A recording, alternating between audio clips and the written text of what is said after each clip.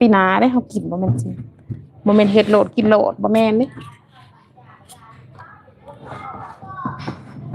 มันเฮ็ดโลดกินโลดแหม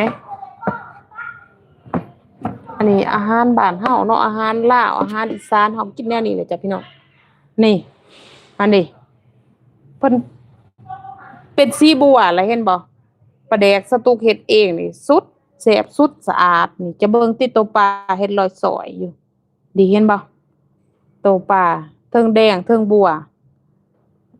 หอมแล้วเริ่มส่งกลิ่นหอมแล้ว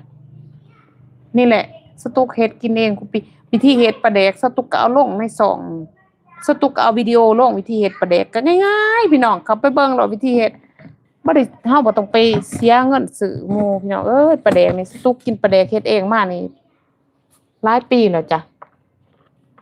ตะกี้ก็เฮ็ดบ่เป็นเด้จ้ะนะพี่น้องเฮ็ดวิธีเฮ็ดปลาแดกสตูกก็ไปซ้อไปหาวิธีเฮ็ดถามคนนั้นถามคนนี้จนเฮ็ดเป็นจนเฮ็ดกินเองสตูกเอาลงให้พี่น้องเบิ่ง